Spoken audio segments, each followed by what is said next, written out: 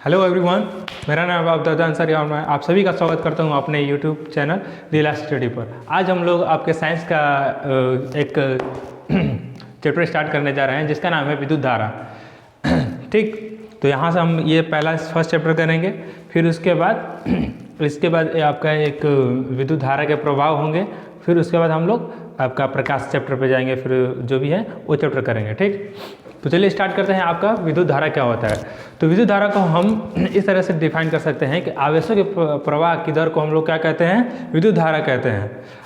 विद्युत धारा हमारा क्या है? आवेशों के प्रवाह की दर हमारा विद्युत धारा होता है। इसे I द्वारा सूचित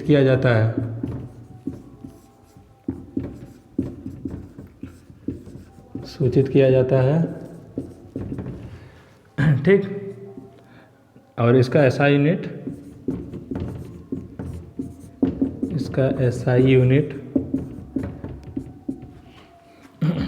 एम्पियर होता है ना। ठीक, उसको एम्पियर को हिंदी में ऐसे लिख लेते हैं।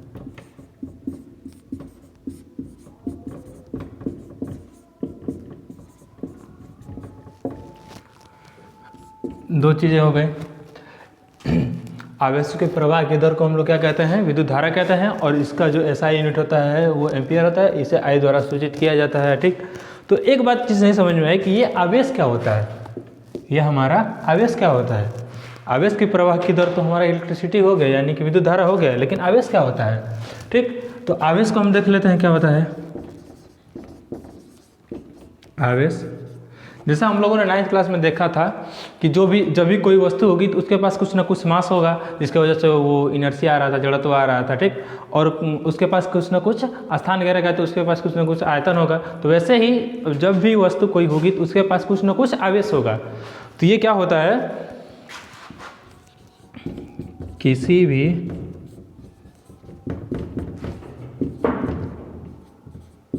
वस्तु की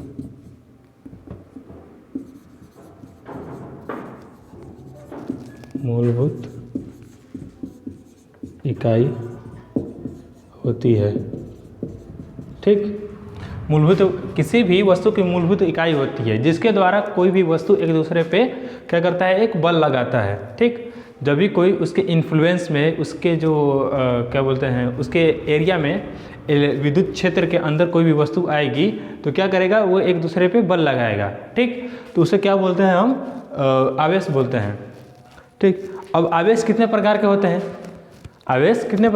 आवेश हमारे नेचर में दो प्रकार के होते हैं। आवेश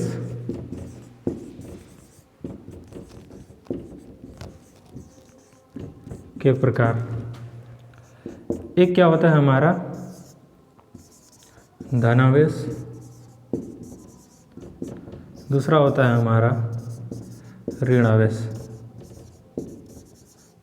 ठीक, हमारे पास कितने प्रकार के होते हैं आवेश? एक धन आवेश होता है और एक ऋण आवेश होते हैं।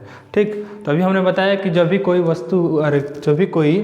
आवेश होगा, जब भी और एक दूसरे के कांटेक्ट में आएंगे, यानी एक दूसरे के फील्ड में आएंगे तो क्या होंगे? एक दूसरे पे बल लगाएंगे। तो जब जो बल लगाते हैं वो कैसा होता है? एक आकर्षण होता है या तो प्रतिकर्षण होता है, यानी कि अट्रैक्ट करेंगे या फिर रेपेल करेंगे। तो कब रेपेल करेंगे और कब अट्रैक्ट करेंगे नहीं, यानी कि कब प्रतिकर्षण का बल लगाएंगे और कब आकर्षण बल लगाएंगे। तो उसके लिए क्या होता है? जब ये जो बल लगाते हैं वो कितने प्रकार के होते हैं? या तो जो चार्ज होता है इसको Q से डिनोट किया जाता है, इसको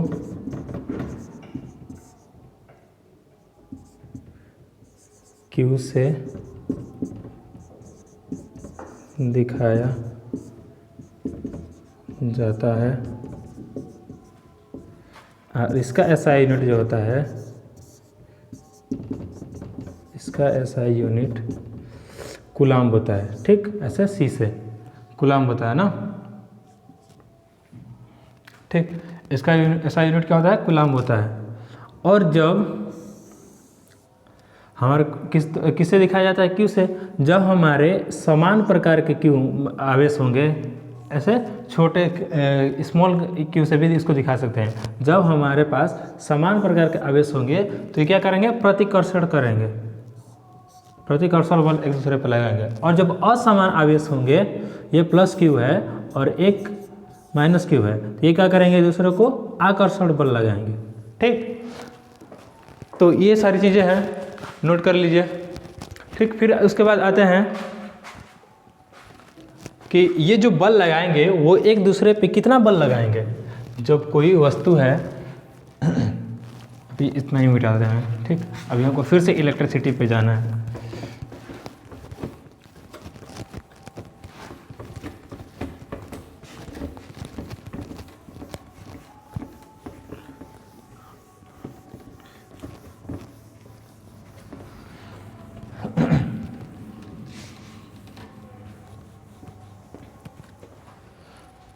ठीक, तो जो बल लगाते हैं वो कितना बल लगाते हैं, जैसे अभी देखा कि अगर प्लस समान प्रकार के आवेश रहेंगे, प्लस प्लस रहेंगे, तो क्या होगा, एक दूसरे को प्रतिकर्षण का बल लगाएंगे। अगर असमान रहे माइनस क्यू और प्लस क्यू, तो क्या करेंगे, आकर्षण का बल लगाएंगे। तो ये बल कितना लगाते हैं, तो इसके लिए एक नियम दिया गया, नियम प्रतिपादित किया गया, जिसको हम कूलाम का नियम कहते हैं। ठीक, तो बल को हम क्या किससे डिनोट करते हैं, एफ से डिनोट करते हैं, जिसका ऐसा यूनिट क्या होता है, हमारा न्यूटन होता है। ये हमने 9th क्लास में देखा है। ठीक, बल क्या होता है, हमारा सदिश राशि होता है। ठीक, तो ये जो बल था, ये क्या था, ये जो दोनों आवेश है इनके गुणनफल के समानुपाती था।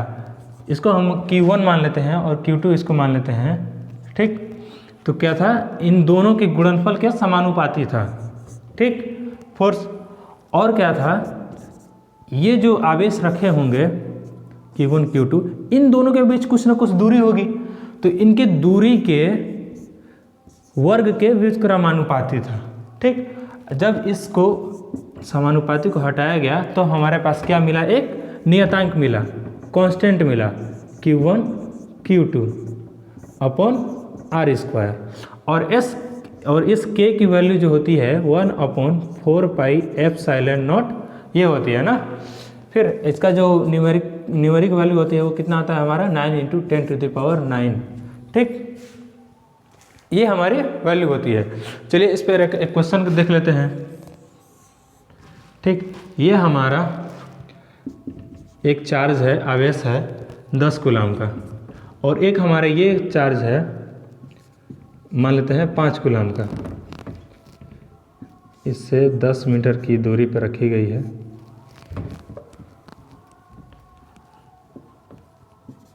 दस मीटर की दूरी पर रखी गई है, प्लस 10 कूलाम 5 कूलाम की। ठीक, तो बताइए कि एक दूसरे पे प्रतिकर्षण का बल कितना लगाएंगे। ठीक, अब पहले अपने से सोल्व करें, फिर उसके बाद हमारा आंसर देखें। ठीक, इसी विषय पे रख के देखना है।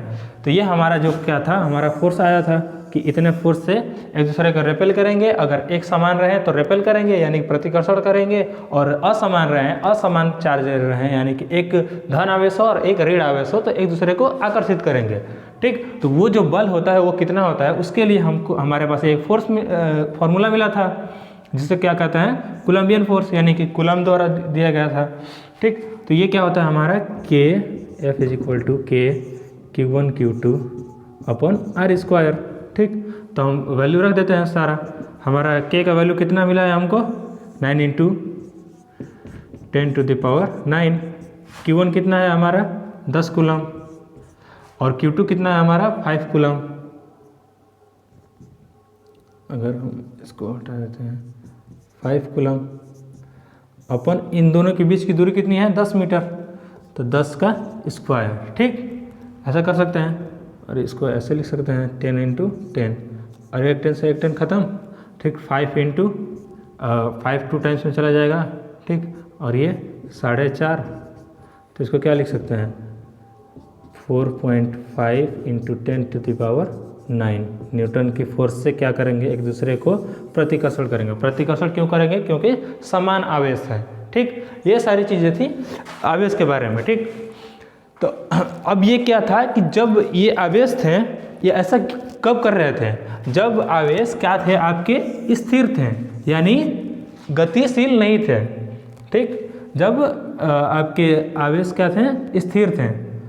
अब जब आवेश आपके चलने लगेंगे, यानी कि जब उसमें कुछ न कुछ गति आ जाएगी, मोशन आ जाएगी उसमें, तो क्या होगा, वही इलेक्ट्रिसिटी बनाने लगते हैं, आपकी विद्युत धारा बनाने लगते हैं।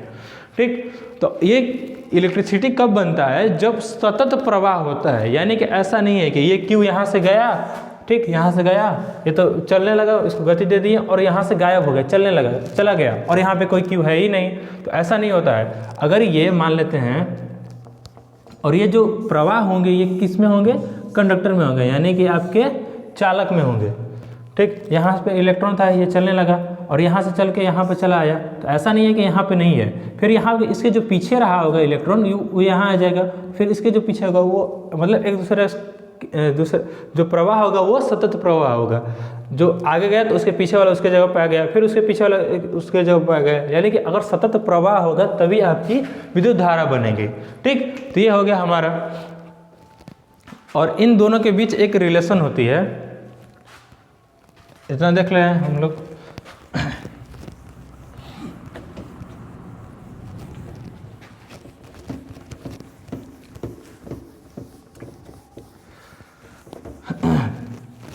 फिर से अब आते हैं आवेश। समझ लिया हम लोग क्या होता है, कि आवेश क्या होता है, एक हर एक वस्तु की एक मूलभूत गुण होती है, जिससे कि एक दूसरे पे वो आकर्षण या प्रतिकर्षण बल लगाते हैं।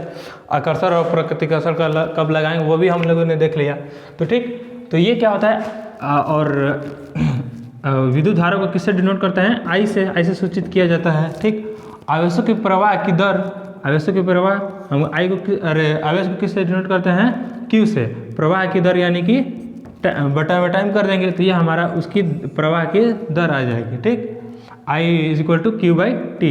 और I को किससे, इसका ऐसा यूनिट क्या होता है हमारा, एम्पियर होता है, और इसका क्या होता है हमारा, कूलाम होता है, और है टाइम का क्या होता है, सेकेंड। तो हम लोग क्या लिख सकते हैं,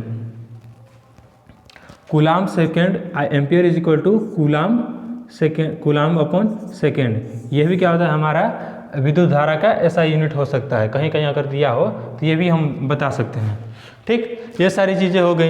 यानी कि अगर हम Q इज इक्वल टू लिखना चाहें तो क्या हो सकता है, I इंटू टी। अगर हम इसको इस गुणा में ले जाएं तो क्या होगा हमारा, Q इज इक्वल टू क्या हो जाएगा हमारा, Q into I into T हो जाएगा। ठीक, ये हमारा क्या होता है, विद्युत धारा और आवेश में एक संबंध होता है। ठीक, तो इस क्लास के लिए अभी इतना ही रहने देते हैं। फिर नेक्स्ट क्लास से हम लोग बहुत सारी चीज़ें देखेंगे कि विद्युत परिपथ क्या होते हैं। और वीडियो कैसा लगा ज़रूर बताएं, और